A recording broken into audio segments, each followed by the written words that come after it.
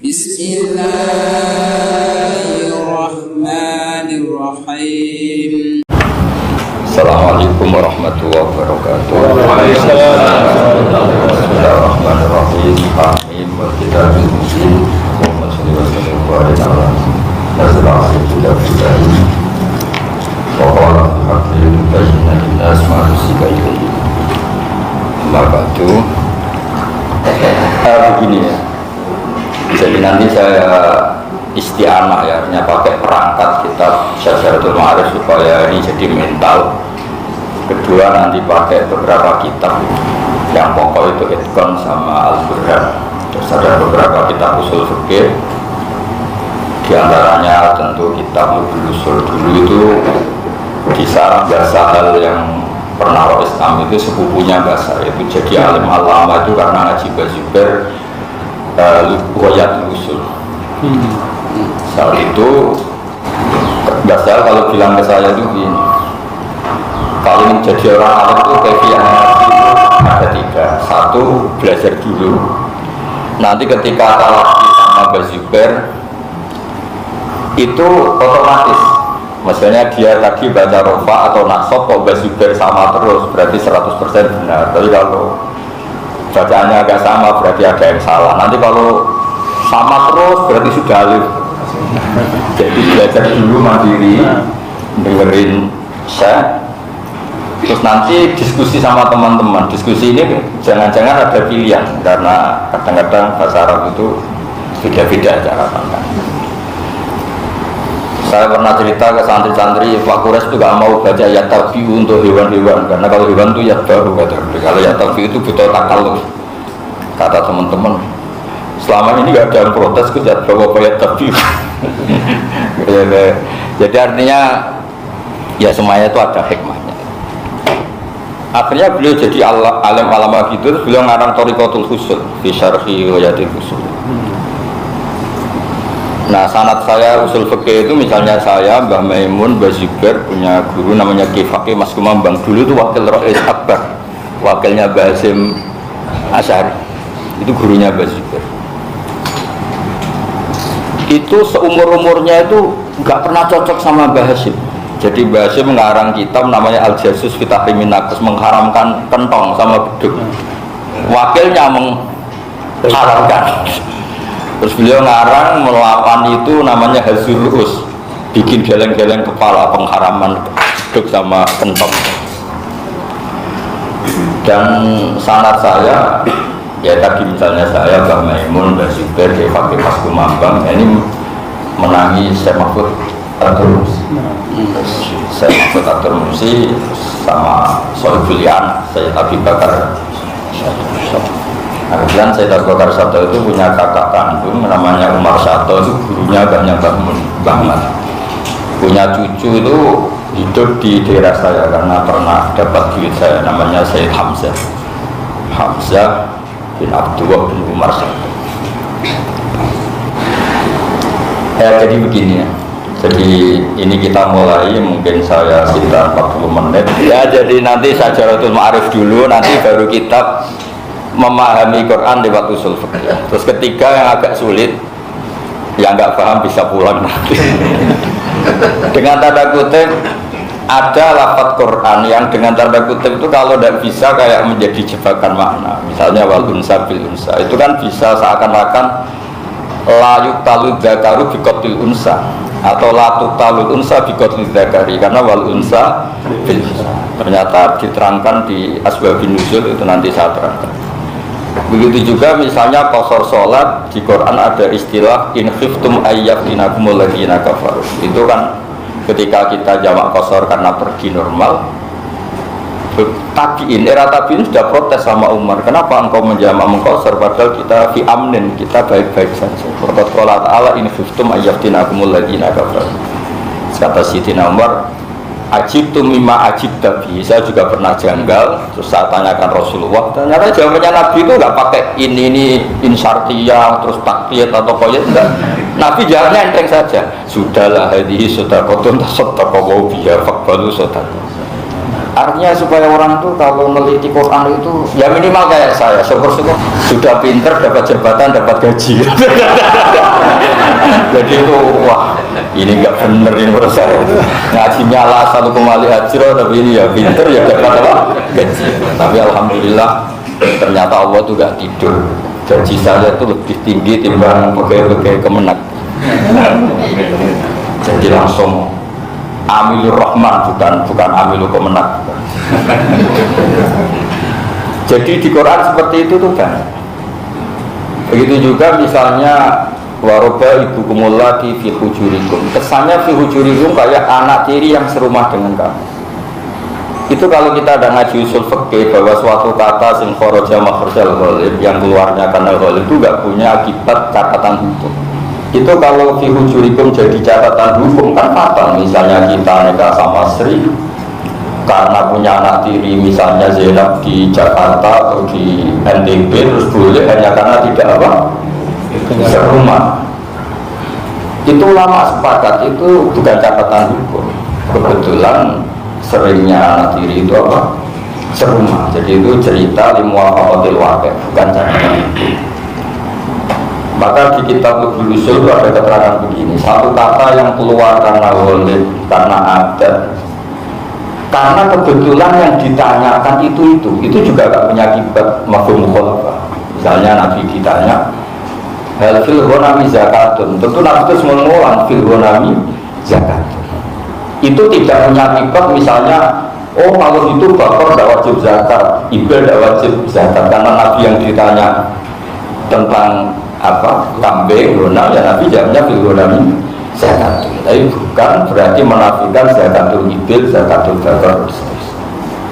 Begitu juga atau karena kebetulan yang dinasihati Nabi yang dijazai itu Mu'ad.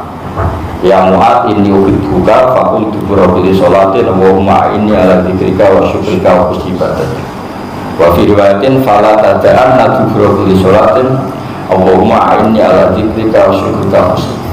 Ya karena kebetulan yang didhawuhi Mu'ad ya Nabi ngendikannya ya Mu'ad, tapi bukan berarti nama saya Mu'ad tuh. Saya Mu'ad berarti saya nggak boleh baca ini, nggak ya repot kalau gitu. Akhirnya perlu dijelaskan bahwa Nabi, ya, makanya kita kadang-kadang bukan kadang-kadang mungkin sering ya nggak cocok sama orang-orang tekstualis ya karena pemahaman usul fikihnya ini yang masalah. Dan nanti saya termasuk akan cerita itu sebagai kontribusi. Karena saya dulu dari nol Profesor Zini Dahlan Salama sekali ikut terlibat di tafsir UI mulai 2004. Yang repot ketika benerin yang Kemenak itu kata pas ini orang Kemenak nyuruh benerin Mas Bah, tapi nggak boleh berubah juga nggak boleh ganti. Saya pas itu sempat berdoa ya Allah, kok aneh. Tapi doa saya mustajab. Sekarang saya ikut tim yang boleh merubah. Tapi terus saja disuruh kalau Indonesia itu kalau sudah pimpinan kan memang bisanya saya kan nggak boleh nyuruh lama itu nggak boleh, tapi nggak apa-apa, ikhlas. Jadi lafaz-lafaz seperti itu harus kita terlatih. Misalnya fala taqullahumma uffin kata Imam Ghazali dalam kitab Mustasfa. Mafhum awlawiyah itu sebenarnya ditentukan oleh siapul kalam, bukan oleh misalnya gini. Kalau bilang ufin saja nggak boleh, apalagi mukul, apalagi bunuh. Tapi kalau menurut Imam Ghazali nggak gitu konstruksinya. Fala taqullahumma ufin itu fisyakin nahi, dilarang tidak sama orang tua, meskipun sekecil bilang apa atau ufin. Laufun itu hadal kaum, andekan ini perkataan yang ngomong tuh raja sama musuhnya. Fala taqullahumma uffin malah terusannya fala taqullahumma uffin bal utul misalnya. Terusannya malah lebih fatal karena itu seorang raja marah sama rival politiknya terus bilangnya fala taqullahumma uffin misalnya sama musuh. Bal utul misalnya atau bal idribu bal ihbisu misalnya. Itu menarik sekali. Jadi ya ini cukup untuk pelatihan. Jadi minta di BR saya untuk jadi kiai. Kata saya belajar dulu. Jadi terus masih banyak lagi. Misalnya wa antas mau binal ukhtain, dulu saya pesan ke Prof ini. Ketika Nabi Sugeng itu masih nambahi wa antas mau binal ukhtain wala binal marati wa amatiha wala binal marati wa kholatiha. Juga nggak boleh membarengkan nikah misalnya Sri dan budenya, Sri dan bulenya. Kenapa Nabi nyebut Bela Ukhten? Ini karena kalau mbaknya cantik tuh adiknya mungkin menarik. Kalau bulenya mungkin umurnya ada pati jauh masih menarik lah. Tapi kalau kamu nikahi perempuan umur 20, sebelahnya 80, kayaknya nggak usah dilarang juga gak mau. Makanya Nabi tidak menghentikan wala bedal marati wajad datiha. Lalu orang fikih bilang wala wa antas mau binal ukhtan diganti wala binal ma'ataini binahuma nasabiyah. Sing lau furidat ihdahuma dzakaran lam takhillalahu atau dibalik lam yakhillalah. Jadi tidak harus tentang ukhten atau mar'ah wa amatiyah, tapi dua perempuan yang punya hubungan apa? Mahram, yang andaikan salah satu lelaki itu tidak boleh kawin, itu tidak boleh tahta rajulin wahid. Nah, ini biar hidup ini ilmu tafsirnya itu. Enggak jadi ketua harian partai tertentu, ini sudah pinter. Alhamdulillah. Ya, jadi nanti saya baca beberapa contoh. Nah, itu yang nanti yang agak-agak berat. Jadi saya pertama nanti baca Syajaratul Ma'arif supaya semua termasuk awamuna sampai siapapun mudah megang Quran, karena mudah sekali cara pandang Syajaratul Ma'arif. Nanti kedua pakai kitab Itqan, terus sesi ketiga pakai kitab Ushul. Ya, jadi supaya enak itu, supaya orang itu kalau melihat lafaz Quran dari waktu sabdun saya itu kata Imam Syafi'i, saya punya kitab Ahkamul Quran dan ditulis Imam Bihaqi, tapi semuanya sangat Imam Syafi'i. Ada satu kabilah yang sangat angkuh, sangat jumawa. Jika kampung itu dibunuh perempuannya, terus kampung lain bunuh, yang bunuh juga perempuan, itu mereka minta karena kastanya merasa lebih tinggi, minta yang dikisos itu lelaki dari kampung itu, padahal lelaki ini gak ikut membunuh, hanya karena merasa kastanya lebih tinggi. Jadi unsa di muqabalah bidakar, mereka gak mau wal unsa bil unsa. Jadi asbabun nusulnya itu lah, tapi secara zahir kan seakan-akan layuk talu dakar bil unsa. Nah, itu yang mau saya ingatkan supaya orang itu kalau baca Quran itu ngerti, nggak segampang itu. Sama in khiftum ayyafdinakumul ladzina kafaru, seakan-akan catatan jawazul qasri itu kalau in khiftum ayyafdinakum. Makanya tapi bacanya waqt kunna fi amnin. Ternyata tidak seperti itu, di riwayat tidak seperti itu. Nah, makanya kalau boleh dibahasakan, tapi kan nggak mungkin Quran kita bahasakan seperti itu. Jebakan-jebakan kata seperti ini harus kita analisis, termasuk tadi kalau satu kata-kata keluar karena waqi atau ainin atau karena apa itu nggak melahirkan mafhum mukhalafah. Saya sering nyontohkan sama santri-santri, misalnya saya manggil Cung, panggilkan Zaid, kalau maksudnya itu sekedar bersihin kotoran atau hormat tamu, Umar datang ya saya senang, Bakar datang ya senang, karena kata Zaid itu kebetulan yang saya ingat, sebenarnya siapa saja yang datang itu senang dengan fungsi yang apa? Sama. Tapi kalau mau diakatkan, dinikahkan, Cung panggil Zaid, Bakar masuk, iya sama-sama santri ya nggak bisa kalau itu. Makanya ada aturannya, Allah yadhara li takhsisil mantuq bidzikri faidatun ghairu nafyi hukmi ghairihi. Saya masih hafal, meskipun saya ada dokter tafsir saya hafal, karena justru kayak saya nggak dokter itu harus alim. Kalau enggak ya dikhutbahi dokter-dokter ini. Saya sering bilang sama santri-santri yang enggak dokter, kamu harus alim, kalau enggak ya dipukuli orang-orang yang punya gelar, kamu harus alim. Itu satu-satunya cara. Jadi mantuk disebut memang untuk menafikan yang lain, kayak tadi masalah akad. Coba Zaid panggil, mau saya nikahkan ya harus Zaid, karena itu maksus. Tapi kalau konteksnya misalnya sekedar tadi ada tamu, cung panggilkan Zaid, Umar datang ya senang, Bakar datangnya semuanya ada fungsi khutbah apa takbir. Dan di Quran seperti itu tuh banyak. Nah nanti kita bicarakan di asbabun nuzul. Orang tahu semua, misalnya li'an tentang kasusnya Syarif bin Sahma sama Hilal bin Umayyah, Dihar tentang Khawlah binti Sa'labah. Terus itu kan semuanya aktornya ada. Tapi nanti ada kaidah al-ibratu bi umumil lafzi la bi khususis sahab. Tapi nanti di bab mad itu tetap aktor itu tetap muayyan karena itu mad. Misalnya ketika Allah madu Abu Bakar wasaijan nabwal atqa alladzi yu'timalahu yatasa. Itu harus kita katakan itu Abu Bakar. Meskipun nanti atas nama kias siapapun yang berperilaku seperti itu akan dapat pahala kayak Abu Bakar, tapi orangnya harus kita sebut. Kalau enggak nanti tidak ada madu ke Abu Bakar kalau aktornya tidak muayyan ya. Ya itu kira-kira. Jadi nanti, nah kenapa saya harus diadat ulama dulu? Ilmu itu harus dipersaksikan. Nggak boleh misalnya Gus Bak, misalnya alim ngomong sekenanya, ngomong.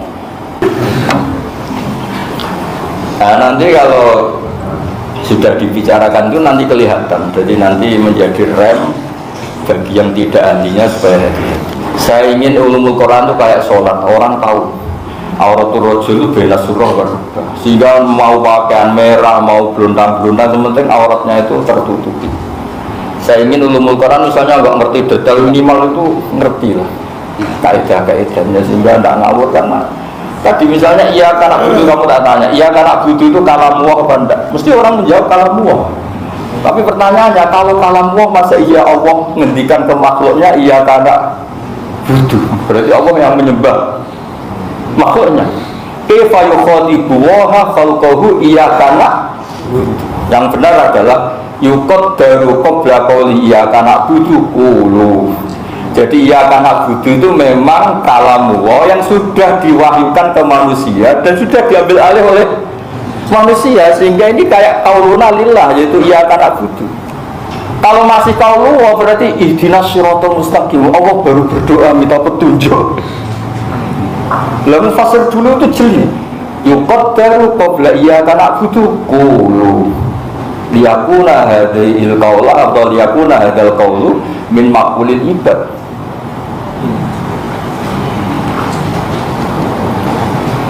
Ya clear ya. Dan seperti itu kalau kita tidak ngalahin nerangkan. Jadi ini amal kita, orang itu ngerti aja. Nah, ada ulama yang lebih ekstrim lagi. Yukot barunya bukan mulai iya kan abudu, tapi min awali bismillahirrahmanirrahim. Ya. Jadi seakan-akan ketika Allah ketemu Nabi Muhammad dari awal Allah ngendikan qul ya Muhammad bismillahirrahmanirrahim atau qul ya ibadallah bismillahirrahmanirrahim. Jadi bismillah sampai waladhdallin min maqulil ibad, meskipun asal usulnya diajari Allah Subhanahu wa taala. Karena kalau masih kalamullah dengan arti kalamullah masa iya Allah ihdinas shiratal mustaqim. Kalau Allah saja minta petunjuk, yang ngasih petunjuk siapa? Nah, kalau seperti itu kelihatannya kayak sepele, tapi coba kamu lihat di Jalalain. Qala ba'duhum yuqaddaru qabla iyyaka na'budu wa qila min awali bismillah.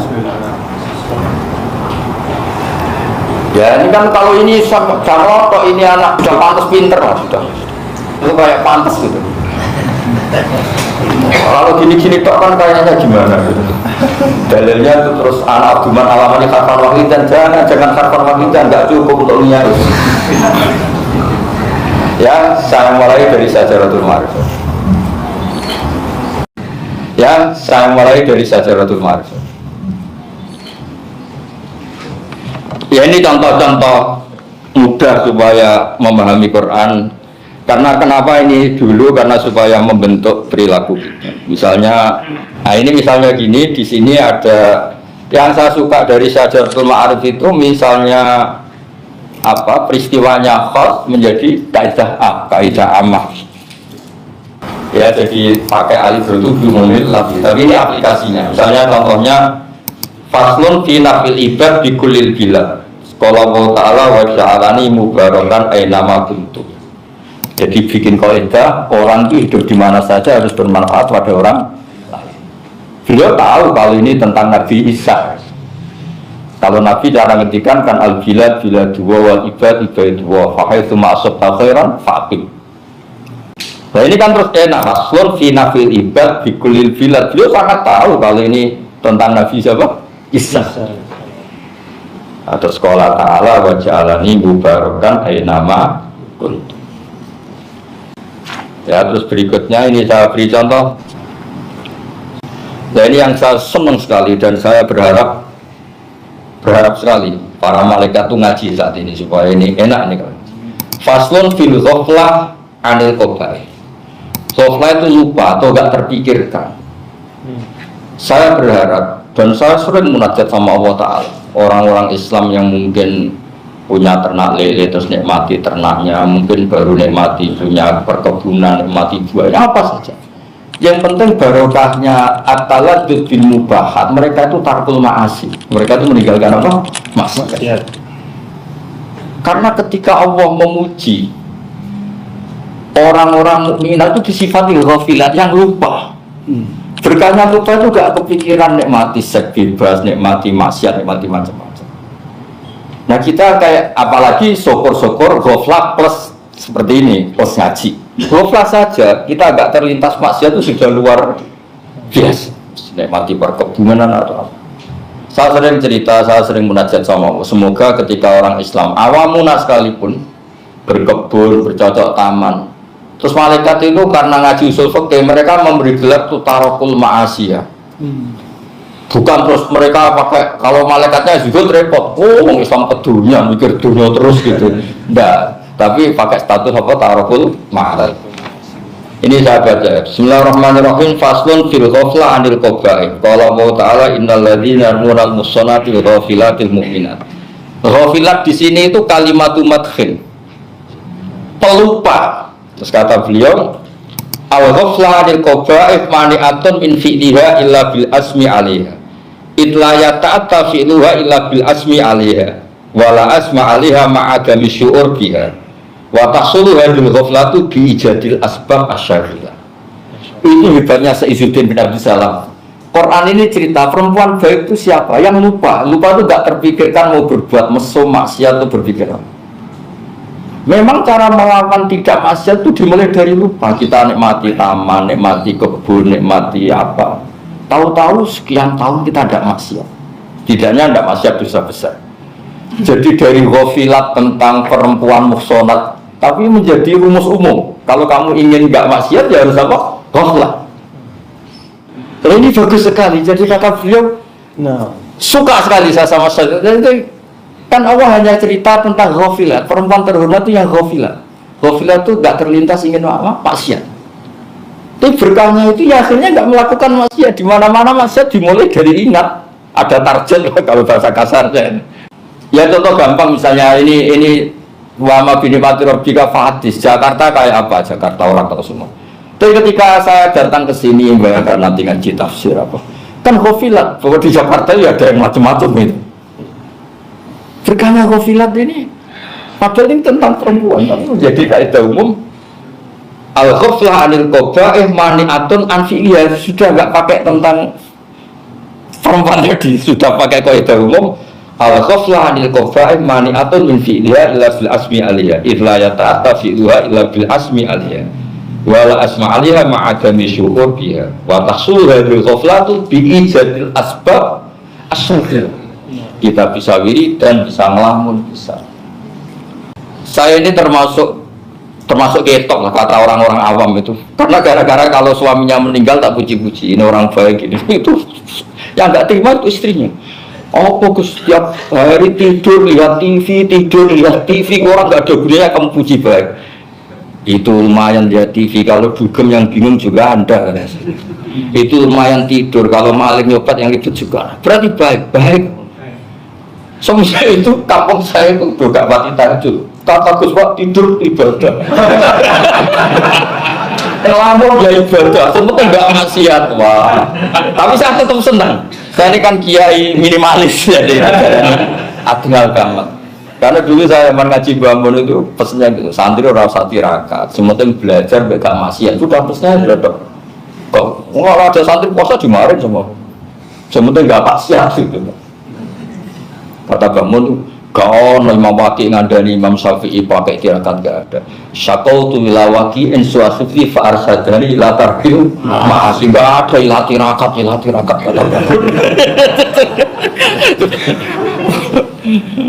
yang penting gak maksiat. Wa akhbaroni bi annal ilma nurun wa nur wa ila yusda li'ahsis. Ya tapi terus ya agak resiko juga. Saya itu jarang lihat santri saya sholat qobliyah tadi. Saya bilang ke santri saya, kamu kok persis kiaimu gitu. Wah, ya sudah lah. Ya syukur-syukur ya ghaflah plus wiridan, tapi sudahlah ghaflah dulu lah. Wong di sini tentang ghaflah. Terus sekarang yang ketiga ini agak serius masalah. Nah, ini yang sering dilakukan Mbak Maimun, juga dilakukan Pak Kures, Mbak Mus, tokoh-tokoh Indonesia itu hati-hati sekali kalau bersikap meskipun tasalluf fiddin, meskipun keras kokoh berprinsip dalam agama, tapi faslun fi saddi dzara'i isyarri. Itu jelas ayatnya tentang wala tasubbul ladzina yad'una min dunillah fayasubbu wa adwam bighairi ilm.